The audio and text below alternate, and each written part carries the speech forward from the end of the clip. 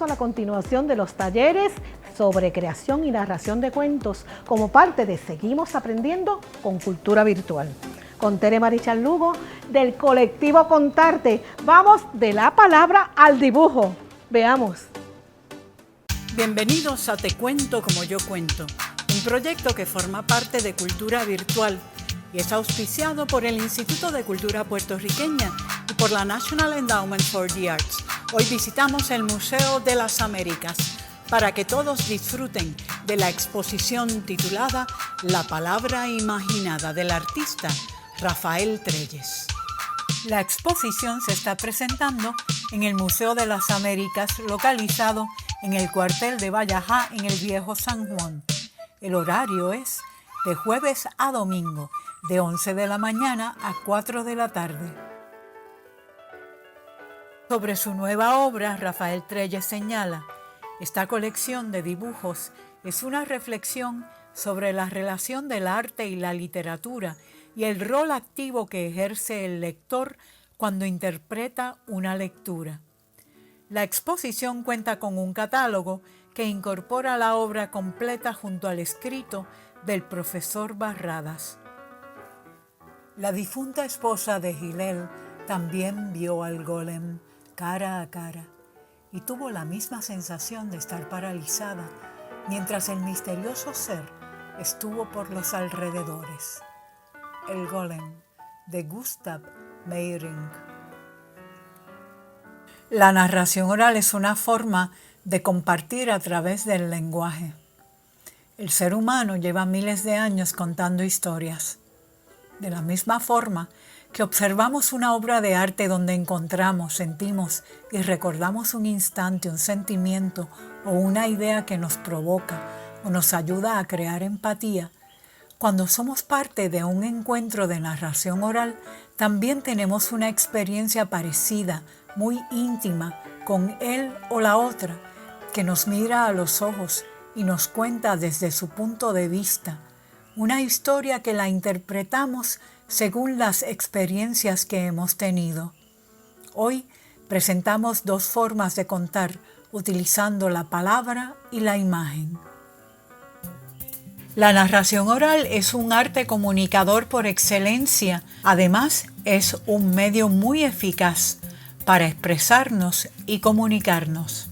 Se entiende por narración oral la disciplina artística que se ocupa del acto de contar a viva voz, usando exclusiva o primordialmente la palabra en un contacto directo y recíproco con el auditorio. La narración oral hunde sus raíces en la tradición de contar historias y en la actualidad convive con ella, aunque en un contexto escénico. Pablo Albo, contador de cuentos y escritor español. Cuando ustedes escuchan la expresión a viva voz dentro de la narración oral, eso significa que el contador de cuentos solo va a utilizar la voz.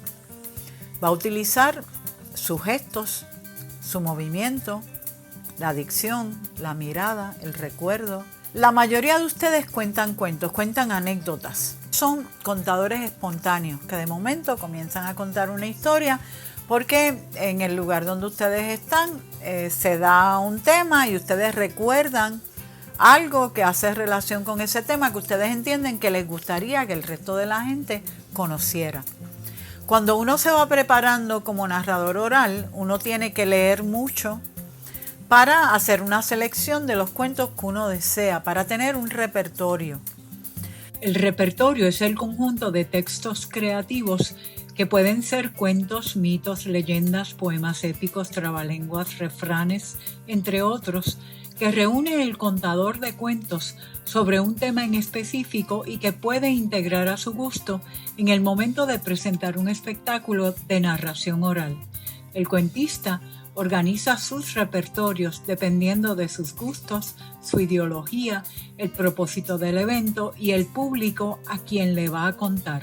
El cuento que yo les voy a contar hoy no lo he contado muchas veces, porque es un cuento que Rafi Trelles me hizo mientras estábamos grabando la exposición La Palabra Imaginada.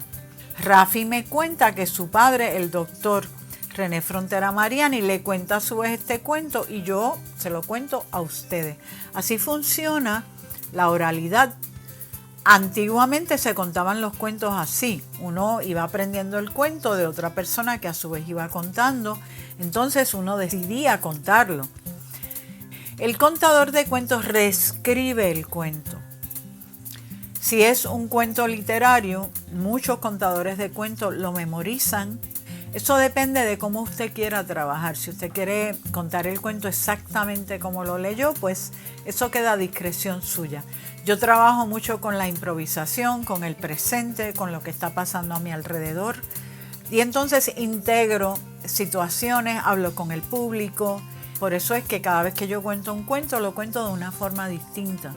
Porque todo depende de lo que está pasando en ese momento y en ese entorno. Pues este cuento yo le puse el título El Domingo de Don Domingo. Y el cuento dice así. Un día de primavera, Don Domingo Mariani decidió llegar al pueblo de Yauco bien temprano. Quería ser el primero en entrar a la iglesia. Y Don Domingo pues tenía sus manías. La cosa fue que a las 4 de la mañana el gallo cantó. No había salido el sol. Pero Don Domingo dice que esos gallos le podían casi leer la mente. Y que ese gallo sabía que Don Domingo se quería despertar bien temprano. Así que se escuchó el canto. ¡Kikiriki! Con una fuerza increíble. Don Domingo se despertó contento. Preparó su café puya, ese café de Yauco, que es exquisito. Buscó su sombrero, su camisa de algodón blanca, su cinturón de cuero, su pantalón caqui, sus botas. Se acicaló y se preparó para salir. Fue al establo, pero se le olvidó el quinqué. Pero como ese era su establo, él lo conocía muy bien. Así que buscó la silla, ensilló el caballo y comenzó la travesía para el pueblo de Yauco, Jalda abajo. Don Domingo iba recordando historias que le hacía su padre en el camino y se reía porque él mismo se contaba a sí mismo cuentos. Cuando de momento escucha el gallo cantando nuevamente, pero lo escuchó como si lo tuviera al lado o como si viniera detrás de él caminando. Y él le decía, gallo, regresa a la casa, gallo. Y seguía cabalgando con su caballo y de nuevo el canto del gallo. ¡Kikiriki! Con una fuerza impresionante y Don Domingo decía, ese gallo mío, si yo lo llevo al pueblo la gente se asusta. De hecho, cuentan que cuando Don Domingo iba a Yauco, los otros que tenían gallo le decían, oiga, Don Domingo, traiga el gallo, el grande, el que usted dice que es bien grande, vamos a ponerlo a pelear con nuestros gallos. Y Don Domingo contestaba, mire, si yo traigo ese gallo para acá, de un picotazo, elimina todos estos gallos porque ese gallo es enorme, ese gallo es inmenso, fuerte. Yo no puedo traer ese gallo aquí a Yauco, ustedes se van a asustar. El caso fue que Don Domingo seguía jalda abajo y el gallo seguía cantando. Cuando de momento empieza a salir el sol. Y ese gallo ha cantado con una fuerza que Don Domingo brincó. Pero este gallo como canta, ¡qué fuerte! ¡Qué fuerte! Pero cuando salió el sol, ese gallo cantó como nunca. Y para asombro de Don Domingo, allí no había caballo alguno. Don Domingo había ensillado el gallo.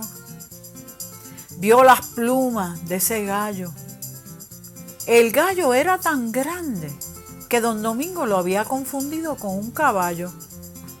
Y dijo, mira para allá, si a quien yo ensillé fue al gallo. Así que Don Domingo regresó nuevamente a la casa y se rió muchísimo con su gallo que cantaba y que seguía cantando. Entonces ensilló el caballo y cuando llegó al pueblo, le contó a todo el mundo lo que había pasado ese domingo cuando él fue al establo y confundió el gallo con el caballo. Mire si los gallos de Don Domingo eran gallos grandes, eran gallos robustos y altísimos. Nunca en Puerto Rico se ha visto gallos como los que tenía Don Domingo Mariani en el pueblo de Yauco. Y este cuento oral me lo contó Rafael Trelles mientras estábamos grabando, rodeados de las miradas de tantos personajes fascinantes de la exposición La Palabra Imaginada. Exposición que ahora nos avisa el gallo cantando, nos avisa que es momento de ir a compartir con Rafi Trelles y conocer la palabra imaginada. Esta exposición se titula La Palabra Imaginada. Si se fijan, desde el título ya yo estoy trabajando con el tema de la relación entre el lector y el autor. Porque, si se fijan, el título habla la palabra imaginada, la palabra es la obra que yo abordo. ¿Imaginada por quién? Por el artista que está dibujando sobre la obra literaria. Esa relación entre el lector y la obra siempre es problemática, siempre es dinámica, ¿no? En mi caso, como yo soy un artista plástico, yo quería ser libre frente a la obra. No soy un ilustrador, no quería que mi trabajo se limitara solamente a describir la obra que yo leí, sino más bien a crear una especie de texto visual que acompañara y dialogara con la obra literaria. Por lo tanto, me tomé muchas libertades, ¿no? O sea, que yo no quise ilustrar, sino más bien partir de la obra para de ahí en adelante comenzar a imaginar. Y de hecho, muchas de las obras que yo trabajé aquí, yo no las leí en el momento cuando las pinté, sino las leí hace mucho tiempo. Y trabajé en base a la memoria. La memoria para mí es un instrumento muy rico porque, primero, la distancia entre el momento que yo leí la obra, que pudo haber sido muchos años, y ahora hace que la obra, lo que quede en mi mente de la obra literaria sea algo más borroso, ¿no? Y por lo tanto me permite a mí ser más libre e interpretarla de acuerdo a mis propias experiencias. Toda esta relación entre el lector y el autor ha sido estudiada previamente por teóricos de la literatura. Específicamente me basé también en un ensayo de Humberto Eco de la década del 60. Nos hablaba de que la obra abierta era así porque el autor lo que pretendía era crear un texto que fuera polisémico, que tuviera mucho significado y que permitiera al lector poder acabar la obra o co-crearla a través de su interpretación. La interpretación del lector se basa en sus propias experiencias. Por lo tanto, en esta exhibición ustedes van a ver cómo el pintor, que yo soy en este caso el lector, interpreta de acuerdo a sus propias experiencias cada obra sin pretender jamás ilustrarla.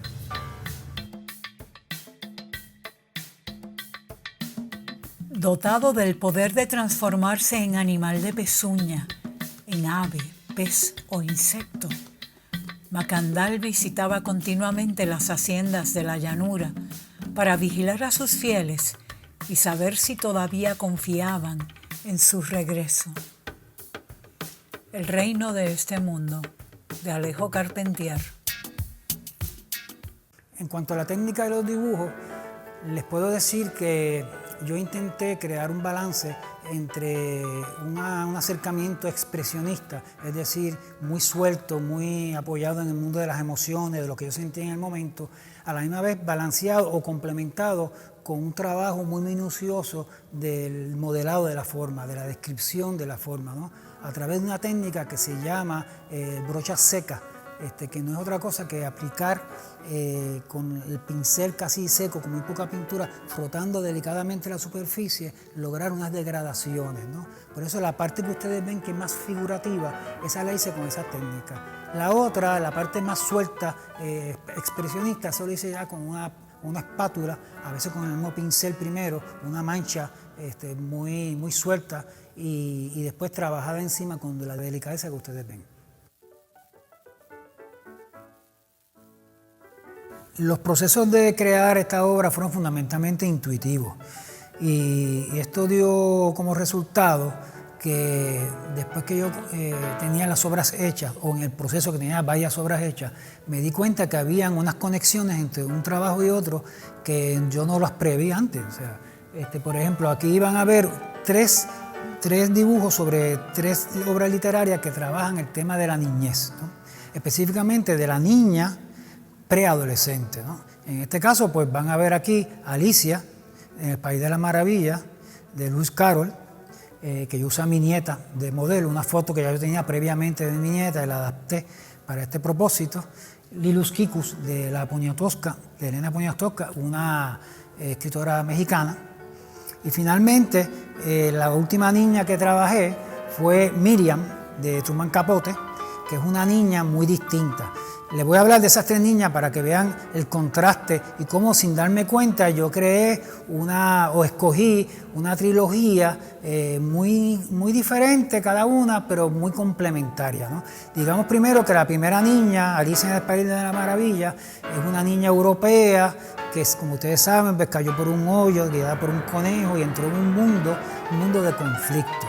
A mí me gusta mucho la interpretación de Alicia en el País de la Maravilla, de que es la niña preadolescente que está a punto de entrar en el mundo de los adultos, o sea, en el mundo ya de la adolescencia, donde la sexualidad se despierta y se enfrenta, que se da cuenta que ese mundo es un mundo lleno de contradicciones, ¿no? Todos los personajes, o la mayoría de los personajes que encuentra Alicia, son personajes que están molestos, que están discutiendo, que hay conflicto, y ella está todo el tiempo. Es un mundo que realmente ella no la pasa muy bien allá abajo, ¿no? En el mundo de las maravillas, ¿no?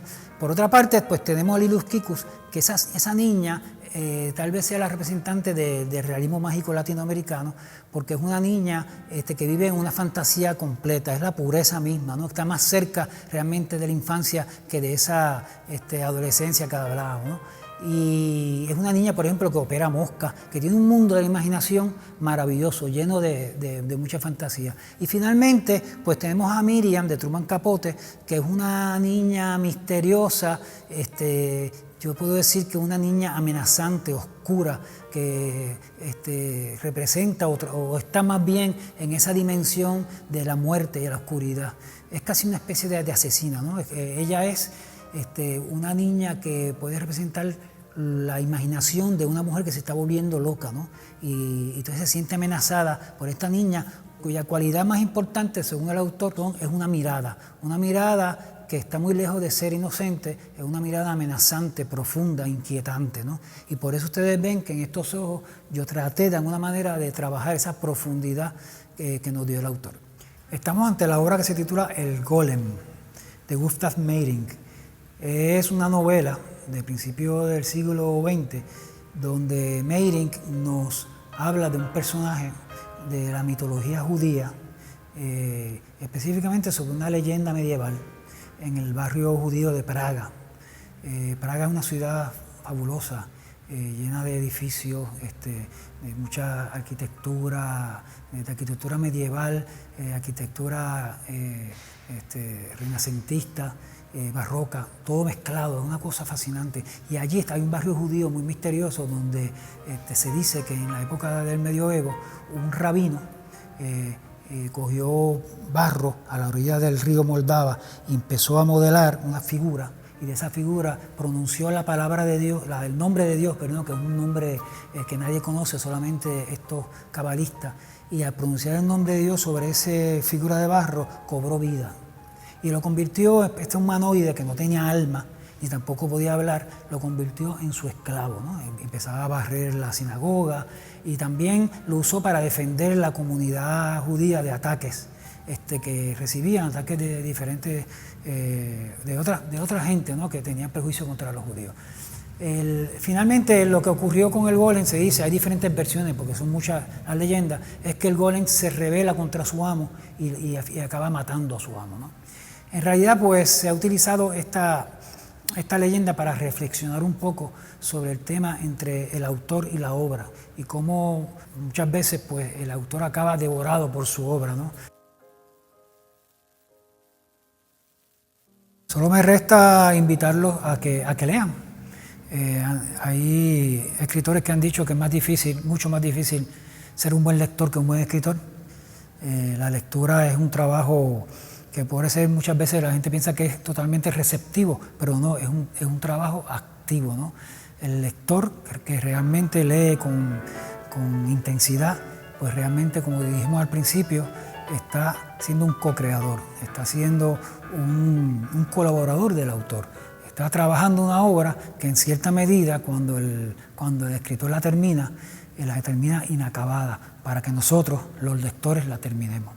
De la lectura pueden surgir muchas obras de arte. De la lectura es la fuente que nos nutre para la creación. Así que queda mi invitación.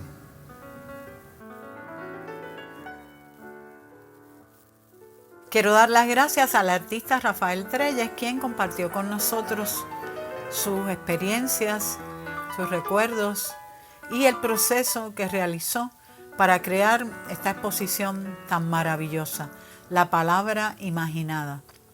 Los narradores orales toman cuentos, como los que hay en este libro que recopiló don Ricardo Alegría, cuentos folclóricos de Puerto Rico. Aquí hay un sinnúmero de cuentos que ustedes pueden leer y pueden reescribir. Es un cuento oral, ustedes lo pueden contar en sus propias palabras y añadir también más información al cuento. Por ejemplo, fue lo que yo hice cuando Rafi me contó el cuento que a su vez le contó su padre y que yo le conté a ustedes, les entregué ese cuento. Y claro, le añadí muchas cosas y a medida que lo vaya contando y que siga conociéndolo, lo voy a enriquecer, porque ese es el trabajo del narrador oral. A viva voz contamos ese cuento. De esta forma me despido de ustedes deseándoles que se animen a leer cuentos, que se animen a entender que a través de la lectura podemos conocer universos fascinantes como los que hemos visto en la exposición La Palabra Imaginada. Gracias a los amigos del Museo de las Américas, siempre colaboran con nosotros de forma solidaria. Este proyecto, Te Cuento Como Yo Cuento, llega a ustedes gracias al auspicio del Instituto de Cultura Puertorriqueña y de la National Endowment for the Arts. De esta forma me despido. Pronto nos veremos en otro capítulo de Te Cuento Como Yo Cuento.